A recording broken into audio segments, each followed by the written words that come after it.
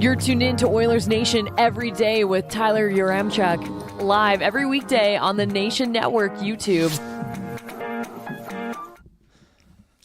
Now we're live. Here we go. Take number 2, Oilers Nation every day. If you're like, hey, this looks weird, this isn't the Sports Closet Studio. It is the Sports Closet Studio because the Sports Closet Studio, it's wherever Tyler Yaremchuk is. Also, Tyler Yaremchuk needs to move to his left. That's down producer Bag Milk for those of you. We have taken over the Flames Nation studios for a special edition of Oilers Nation every day. Tyler, Dan, Jay, Bagged Milk, manning the controls. I'm the production man. Yeah, he's just learned to do this on the spot, but it's the Battle of Alberta. We are in Calgary. We are drinking the Barn Burner staff's beer. We emptied the fridge. We emptied the fridge, and we're just having a good time doing it. We're having a great time doing it. I want to retweet the fact that we're live from my account. That's why I have my phone here. I'm not trying to ignore any of you. But we're going to be joined by Boomer in just a second here. Oh, look at that. We're all filled up. The chat's going now. We are ready to roll. We're actually live. Are we out on Twitter? Tyler, what happened the last time we tried to go live? Last time we tried to go live, yeah. It went private, so we did about an 8-minute show to no one. Bagged Milk, do you want to take the YouTube link and tweet it out on Oilers Nation Twitter, please? Bagged Milk, do you want to let Boomer in the call? And for those 8 minutes, is that going to be available on Oilers Nation Plus? Yeah. Perfect. We're going to drop we give you $9.99 to consume this content. Yeah, you get paid to do it. Bunch of people going on in the chat, but I do like that I'm seeing some of because it's a lot of Flames fans right now. One guy named Logan just keeps commenting Oilers suck over and over again. Which is fair. Hey, I respect the passion, Logan. Pike's in here as well. Oh, Pike. But I'm starting to see the regular Oilers Nation everyday viewers as well. What's going on right now? I'm trying to get stuff done back here. I'm producing as best as I can, Tyler. Bagged Milk is gone from 0 to 100 on stress levels. Yeah, it's a stressful gig. Anyways, we're going to be joined by Boomer in like just a second here. I think he's waiting in the Zoom link, so we'll get to him. But first, why are we in Calgary? It's the Battle of Alberta, and that is going to be today's lead. No fancy transition. We'll just dig right into it. The big storyline for me in this one is the starting goalies on either side. We'll get Calgary's perspective. Boomer will talk about Markstrom over Vladar, which is something Daryl Sutter didn't feel like doing the first time these two teams met. But Skinner over Campbell in the Oilers crease. Jay, right move. I'm torn because I think, it'd be nice to give Campbell a vote of confidence because he's our big goalie. He's the $5 million guy. So it's good. It's important that we get him going. He's been getting us some wins, which is important. And Stewart's been shit hot, which has also been awesome. So we got a really good goalie situation here in our hands. So I understand with how hot Skinner's been playing that you put him in. And I also think maybe we're just trying to use the Calgary Magic against themselves the same way they did with us. So we put in our backup, make them feel comfortable. See, but I disagree with that. I don't think this is a situation where the Oilers are starting Skinner because they're scared Campbell's going to get lit up. But they're starting Skinner because he's playing at a very high level right now. Yes. Campbell didn't lose this job. Campbell didn't lose this start. Skinner stole it. That's fair. That's fair. But it's, there's a narrative to be formed there, though, is what I'm saying. Well, I would say arguably Skinner played himself into this spot by the way he played against the St. Louis Blues.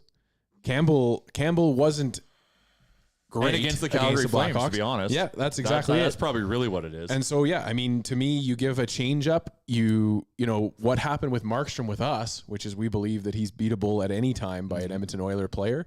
You don't want that happening for Campbell. And so Skinner comes in there and throws a little wild pitch to them. Well, you coach to win the game, and if the coach thinks Skinner is better against the Flames, you put in Skinner against the Flames. It's that easy. And Jay Woodcroft, we trust, and I'm all for it. There is nothing negative to look at this situation. We're just talking about it, and we're always going to try to see if we can poke a hole or two in it, but it's unpokeable.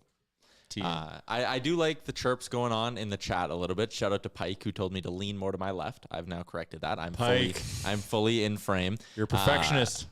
And Logan's in here. He says, wow, that free agent signing's looking really good now that he's the backup. I mean, I still don't view this as Campbell being the backup now. I think he's been fine. People for the start need of the to season. chill. It's 1A, 1B plus. Yeah, having two goalies that you can choose from Yeah. that can give you quality minutes is a good thing. I don't understand For this $5.75 million to have two good goalie options. This is a good situation. Is it our fault that Stuart Skinner has developed into a goaltender that we're trusting? Are we shitting on the fact that we actually properly nurtured a prospect? Yeah, we did say all of this when Dan Vladar was the starter, I believe. But we are Oilers fans, Dan. You're tuned in to Oilers Nation every day with Tyler. The wrong transition. Boomer is in the call. Boomer, can you hear us? I can hear you. Oh, well, there we go. But we It's just can't see him, Tyler. It's just a matter of getting Boomer up on the video. Boomer, we were just I discussing. got it. Oh, look at what I did. Boomer, Right. we're normally way more organized, but we're using your technology in your studio, so it's a little bit foreign.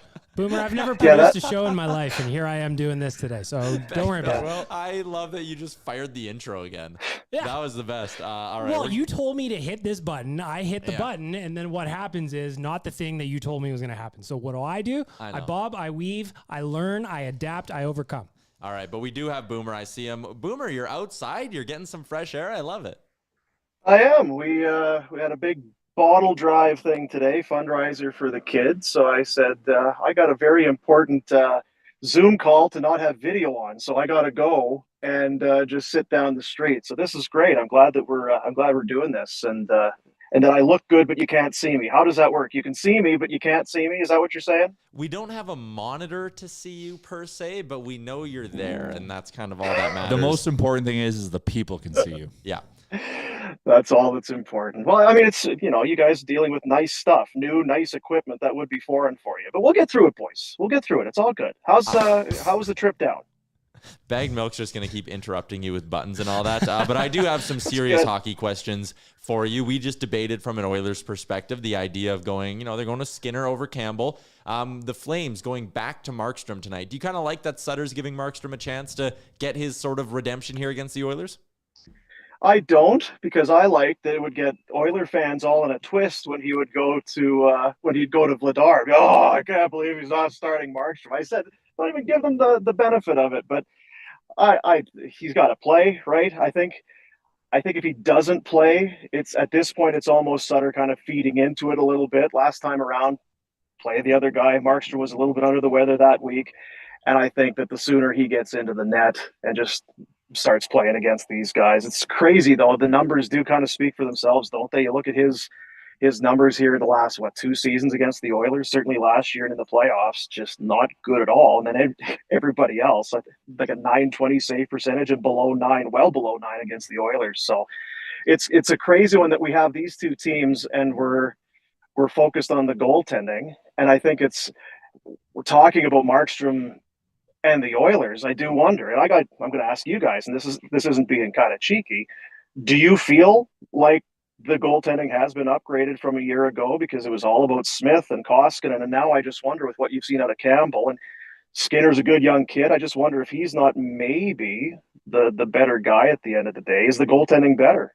I think it is. My take on it, and this was my take heading into the season, is that the floor's been raised on the goaltending. And Mike Smith was lights out the last 6 weeks of last season. He was unreal. And maybe you've lost that high end with a guy like Campbell. I don't think Campbell's capable of being one of the best goalies in the NHL over a 6-week run like Smith was last season. But I just feel like you're not going to get as many weak goals against. And even though Campbell's numbers aren't good, he hasn't been giving up terrible goals. Like the goals he's been giving up, they're like, okay, yeah, that beat him. Like that makes sense. It was a good goal. It's almost like the team plays different in front of Campbell. So the one thing Campbell's done, like every game that he's won, he's let in like 4 goals minimum. But he's made some like 5 alarm saves to keep the Oilers in at the same time. And you look back at the goals that actually get scored against them, and you're like, that's more of like a defensive breakdown, and we're just giving up like high danger chances as if it's Halloween candy. And well, it's true, and it's so interesting. And then when Skinner's in net, we just like lock it down. Yeah, and you know what? It's we sit here and we analyze and we dig so deep. We're 2 weeks into the season, right? 5-6 games. It's such a small sample size to start really being critical or handing out a ton of praise. I laughed the other day. I saw it with Steve Dangle, and he described Campbell as a golden retriever of a man, just the nicest guy. Just everybody loves him. He's just a sweet guy. And you hear that about him from his days in Toronto. Everybody loved him there. And I just watching his body language, you can tell that obviously he wanted a better start. You're kind of the big offseason UFA signing. You're going to come in and really solidify the net, and you haven't been able to do that. So I do feel for him. It's got to be a little bit mental for him already. Yeah, I think it does have to be tough for him, especially when you consider, like you mentioned, they loved him in Toronto. Like his personality is great. But what you heard in Toronto as well was when things didn't go well, it took like a hard mental toll on Jack Campbell. Like he didn't handle failure that well in Toronto. I wonder if maybe that's a little bit different this year. I also don't think Skinner's emergence early in the season, even though that saying that word feels like a bit of an overreaction, I don't think his emergence rattles Campbell at all. I think it almost does the opposite. I think for Campbell, it's almost like, okay, like the pressure's not all on me. We got this other kid here who's more than capable of taking the ball for 5 to 10 games and running with it if I'm not at my best right now. I don't think it's a scenario where he feels like Skinner's breathing down his back at all. Well, I also just think with Campbell and the assessment of Campbell, a lot of it's come out of Toronto, not necessarily Edmonton fans. And so I think that never noise happens, kind of right? overlaps and it plays a role with Campbell's, assessment of overall. And I'm just going to say it. I think the culture in Toronto sucks. So if things suck for Jack Campbell, that just piles onto it. I think that does play an element into it. And I feel like Edmonton's a much more positive room. Well, Boomer, let me ask you a question because Markstrom's starting tonight for the Flames. Do you think he has pressure on him to perform against the Oilers given how the last, albeit a small sample, went in the last times they met up? It's a good question, and I haven't had a chance to talk to him on a one-on-one kind of a basis yet this year or at all. And even if you had, he would never tell you. I'm inclined to think that it's just kind of one of those things that has happened. There's no way that he prepares differently or does anything. You know how goalies are. They're so regimented and they're doing everything just the same way over and over. Goalies are so weird. So I don't know. I think that probably he wants to play this game. It's early in the season. It's so weird that we don't see these two don't play again for so long. I don't understand the schedule makers. 9 of the first 10 for the Flames are all home games. You only play the Oilers 3 times. I don't really get it. So I think that it's probably, in a way, I think it's probably important for him to get a game. Now, play well. He is coming off his best game.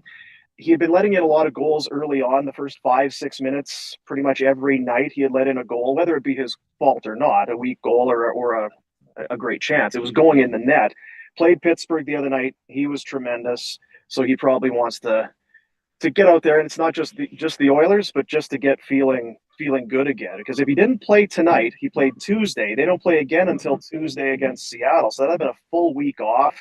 It's the start of the season. He's got to play.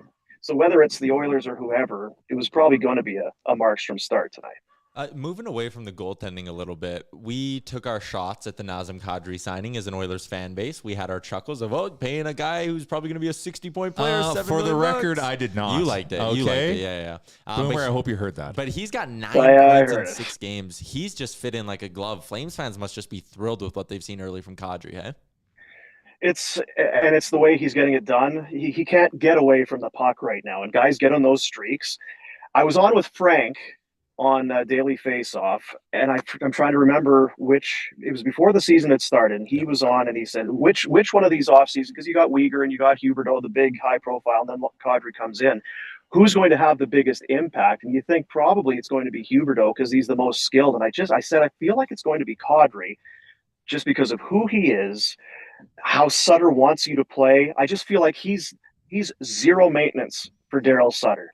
Here's what we do. Here's how we play. Thanks, coach. Sounds good.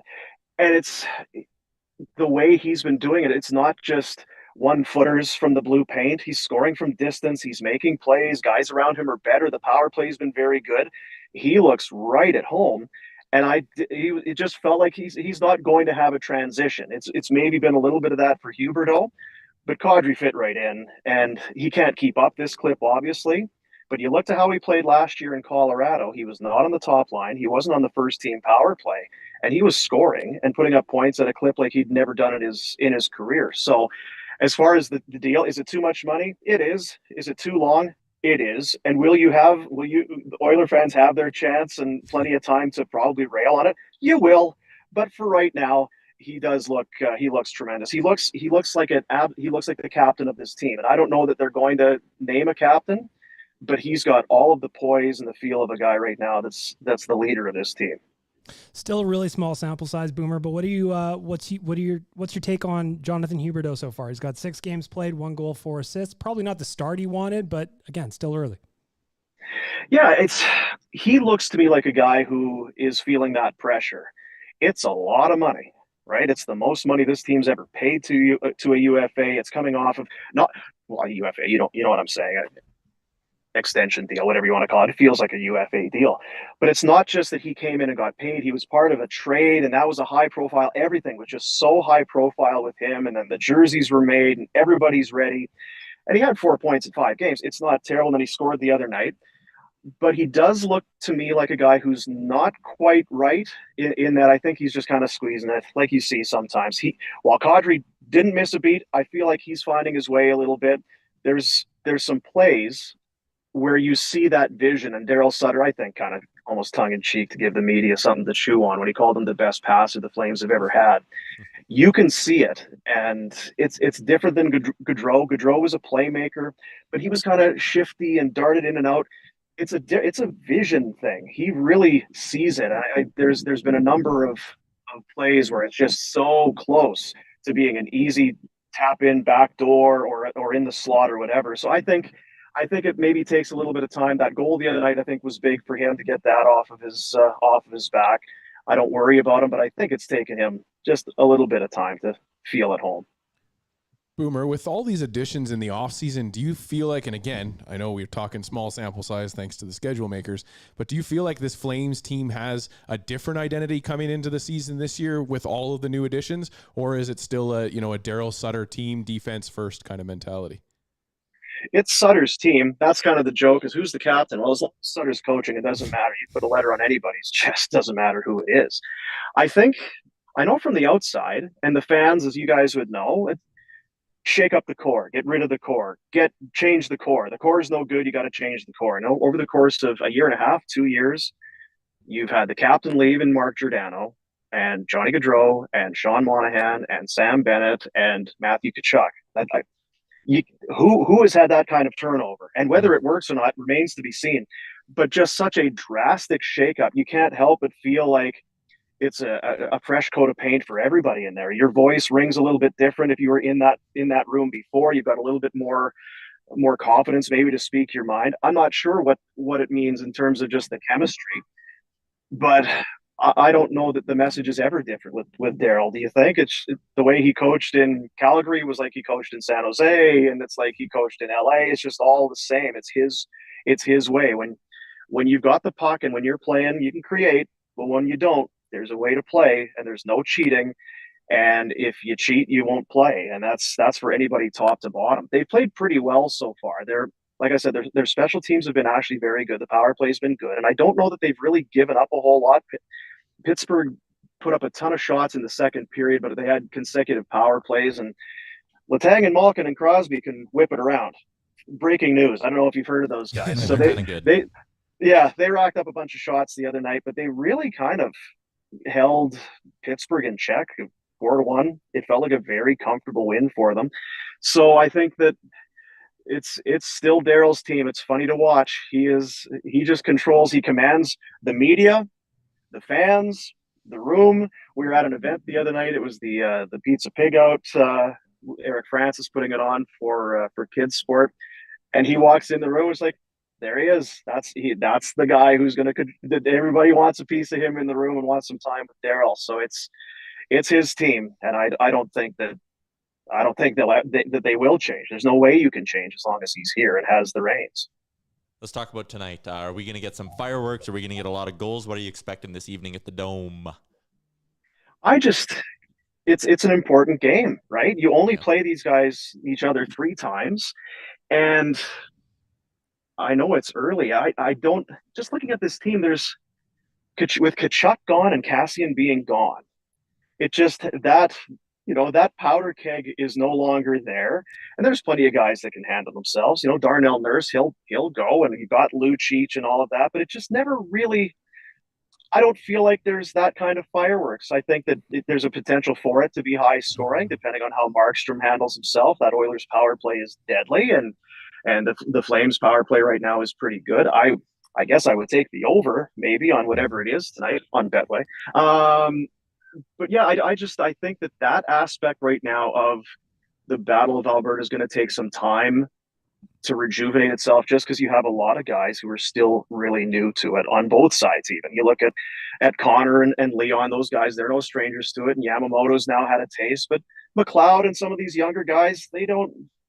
I mean, they're so young; they don't even know when the '80s was, let alone 10 years ago. So I think that that repetition and seeing each other over and over again, I think that is really what elevates the heat.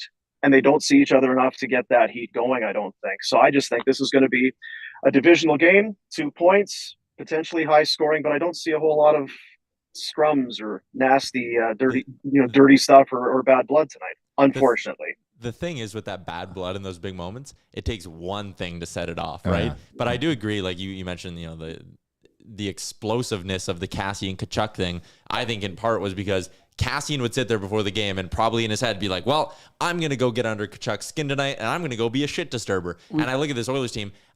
We got a similar situation. Tkachuk, Kassian. Drop the T, 2 Ks, Kane, Kadri. But I think there is some there's it's going to take something, but you think Kadri's happy with Kane? No, I think it'll take something, but I think when you have 2 guys like that, like Kassian wasn't an important part of this team. He wasn't going in there being like, shit, I gotta tuck 2 tonight and have 3 points if we're going to win. Tkachuk is an important part of their team. Kassian would start it, and I just look at Kane. Did he start it or did Tkachuk start it? I guess that's a fair point. They were both going back. Yeah. There's like, I'm not saying like I don't disagree with Boomer, but like, it just like you said, it just takes something to happen, and that there is something waiting to. There's a debt that needs to be settled. I just don't. Was it this year? Is it next year? Kadri isn't going to forget. He keeps receipts. That guy, you know that. There's also the atmosphere in the building tonight, because when the Oilers and Flames go up against each other, it doesn't matter whether it's at Rogers Place or at the Saddle Dome. It is a spicy environment in there, and maybe, hopefully, at least as a spectator, it spills onto the ice. I just think from a hockeyfights.com perspective, the Vander Kanes, the Milan Lucic, the Darnell Nurses, those are all different echelons of fight there. Yeah. And Kadri is not dumb enough to try and fight Evander Kane. I just don't think he wants that. You are smoke. the hockey fights guy, so you would know. Yeah. But he doesn't want that smoke. He doesn't need to, though. But no. He wants to take the Kane out of the reality game. is no one needs to fight. Yeah. But thankfully, this is hockey, and people do fight. That's true. Violence isn't the answer. But Kadri also, I think, holds a grudge. So I think maybe he sees red, and maybe he'll do it. Like, yeah, is it a mismatch? Absolutely. What do you think, Boomer? Do you think Kadri's gonna ever drop it with Evander Kane? I think right now that's a receipt for a later date. He's leading the team in scoring. He's red hot right now. He knows how important this game is, and I think he also knows not going to fare well. Chances are, probably 8 times out of 10, you're not going to come out of that one the right way. Evander Kane, guy knows how to fight. He's a good fighter. And on the Flames side, it's not just losing Tkachuk. Erik Gudbranson was a guy. He was kind of a nuclear deterrent in a way. He would go with anybody. He would keep things quiet. I'm surprised that we haven't seen more of that from Nikita Zadorov, because he is a big dude and he can scrap, but we don't see it a lot. So it really comes down. I'm just looking at the lines. Who's fighting? A spot picker. I just don't. I don't see a whole lot of candidates, to be honest. So you just listed Zadorov and Gudbranson, and Connor McDavid views both of those as pylons. So I hope they get a lot of ice time. And I know Gudbranson's with Johnny in Columbus. Yeah, speaking of Kane, you could check his jock strap. Some bacon strips in there from the last time he dropped the gloves with Gudbranson, but that's neither here nor there. Check it out on hockeyfights.com. Hockeyfights.com. Yeah. So would you say with all the goals tonight, Boomer, I'm going to do it. I'm going to say it. Is tonight going to be a barn burner? Might be a barn burner tonight, boys. Might be a good old classic barn burner over at the Dome. So why you guys all made the trip? Like, what's special occasion? Like, you got nothing else to? We came to see you guys. It up there. Yeah, I thought we were doing. Yeah, sure. We heard your fridge was stocked full of beer, and it is no longer.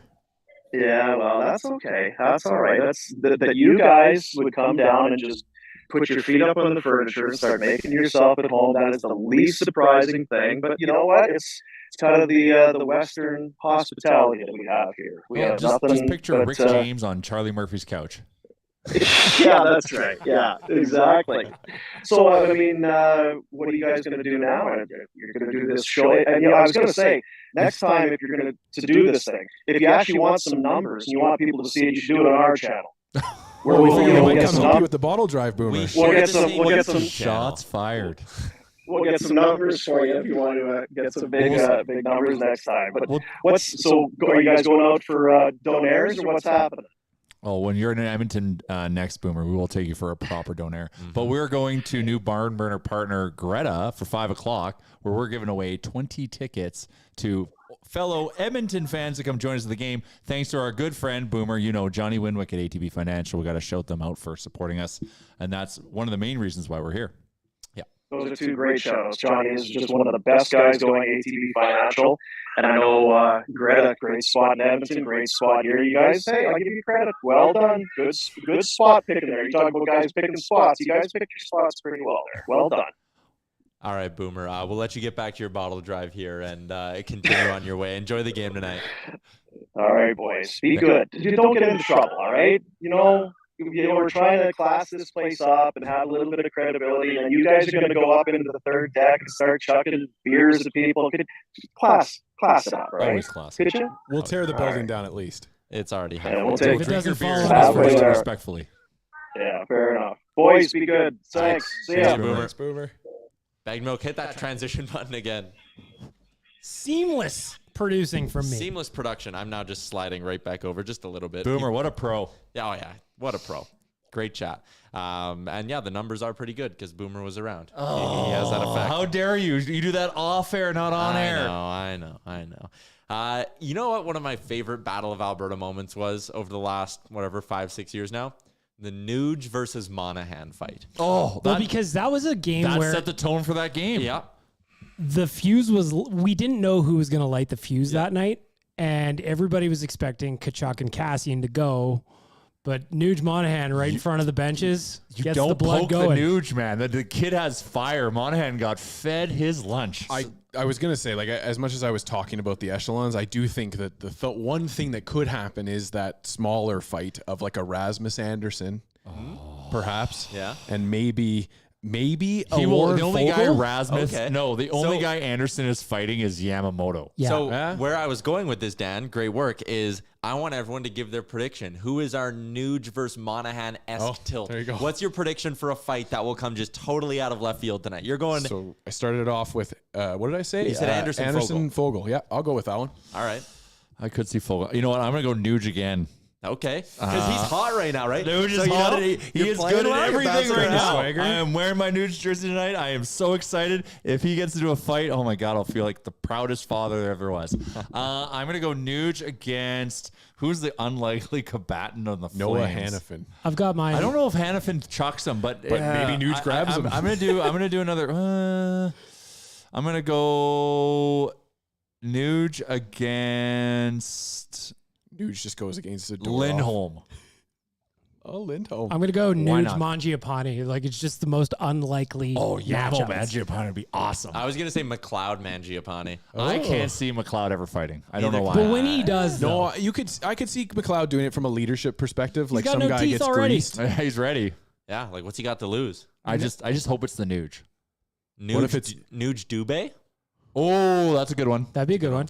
Yessa and Blake Coleman. Imagine. Oh, I could also see Nuge fighting Blake Coleman. Blake Coleman, I think, Coleman's is got a low little key bit tough. of Nuge fire, fight yeah. tonight is what we're saying, right? I am if Betway has it, I am betting it. This segment brought to you by HockeyFights.com. Thank you, Tyler. Yeah. That was awesome. Boomer You did a said good we were ripping on you the whole time. Now we're giving you rounds Yeah, of that was applause. great. Boomer mentioned Betway, so let's talk about where we're laying our coin tonight, gentlemen, for those of us that do like to wager. Allow me to pull Betway my has an adjusted over-under, 7.5, paying plus 160. Oh, okay. Sorry. Yeah. That's Tempting. it's a little dabble. Oilers to get 31 plus shots on goal is going to be one of my bets of the game. I think you can lock that one in. A tremendous spot. Oilers have been firing the pill pretty well as of late, so I think that's pretty good. And also, I know you're going to agree with me on this, Bag Milk. Nuge over 2.5 shots is my other bet of the game. So Nuge over 2.5 shots, Oilers over 31 shots. I'm gonna go Nuge under 2.5 fights though, because I think it might just be one. Yeah, might just keep it to one, Nuge. Yeah. Mhm. I've got Oilers money line because it's a juicy plus 125, so I Wow. don't want to go chase the Dragon too much. So I'm a little bit heavier on that. And then I'm going. This is where I am chasing the Dragon a little bit. Oilers to win over 6.5. Leon and to score a goal plus 600. And then I'm going Oilers money line, Connor 2+ points, plus 275. I got, what do you think about this one, Tyler? Yeah. Connor McDavid and Leon Draisaitl both to score at plus 400. That's not bad either. I Like, like Connor is, Dry. man, him against Chicago, that like was unreal. if he wasn't who he was that night, we were not going to win that game. And that game was just like the refs were like stacking it against us. And sure, I don't like to blame refs, but there was so many stupid penalties. Yep. But Connor was not letting us lose that game. No. Like that was amazing. That was such an amazing performance. So I hope he's still buzzing from that and brings that into the dome. Another one I got for you. This is money in your jeans. Total power play goals over 1.5 at minus 110. Oh, I like that. That's a good spot. That is free money in your Free jeans. money. Free money. Come on. And it's team agnostic, but it'll be 2 other power play goals. You know what bet hit last game? Yes, Liam's. Liam's hit. No empty netter. Oh no, He was I'm simply in the netter. McDavid and Draisaitl, they each get a power play point. Plus 135. That cashed again last night. I don't know if that that's to a me play just seems tonight. like there's like a 75 or 80% chance if there's a power play goal that both of them are involved with it. I think it's 50% on the year or just under 50%, but it pays Why? between plus 120 and plus 150. So you're up money if Don't you would bring have your betted every facts. game. I know, but I'm just saying you're up money. It's if you bet every BOA. game. It is bet on your heart. McDavid fight with your 2+ heart. points is all the way down at minus 110 tonight. What's that? McDavid over 1.5 points is minus 110 on Betway. That's the It's- lowest I think I've seen it in over a calendar year. Yeah, you have to parlay that with something. No, 'Cause- just take it at minus 110. Take it at minus 110. They can because then you're giving yourself, if you're an Oilers bettor, which I'm assuming you are, still watching the stream. We might have some Flame sounds kicking around. Well, we Sure. should engage in the comments at some point. Yeah, okay, I'll dig into it. But if you're an Oilers fan, you're going to go heavy on them to win, obviously. But it's not a terrible idea. Don't shoot me for this. To have a couple bets that could maybe still hit even if the Oilers don't come through for you tonight. You know, that's why I like 31+ shots on goal. That's why I like Nuge over 2.5. Taking those and then going hard on the Oilers to win as well. Because This is a man who is not betting with his heart tonight. you just give yourself some insurance pieces all around. It's like a wealth management portfolio. He's a hedge fund manager. Yeah, you're hedging all over the map. Sergeant Battle says he wants to see the Evander Kane from the Hawks game. Yeah, know what? It was a little spicy. Vander Kane, I like when he plays like that. That shouldn't have been 4 minutes. Agreed. Just for the record. It shouldn't have, yeah. I like when he plays like that. I like that he took. I even like that he took the minor from the bench. Honestly, because I feel like the team was like, "Okay, we got you, Evander." No, Gonna that's help you out." dumb. Don't No. yell at the ref till the point you get a penalty. I disagree. I think that Woodcroft should have pulled the entire team off the bench, in my opinion. Take him down the tunnel until the Yeah, referee came over and just talked to rolling him. right through this. Canadad says Bagged Milk has found his true calling in the production chair. Flames fans said, now that Boomer's done, I'm done. Okay. That's fair. Bye. What else we got? Stealth Legends said, he's got 2 picks for potential fights. Fogel versus Mangiapane, JP versus Richie. No way JP fights Richie.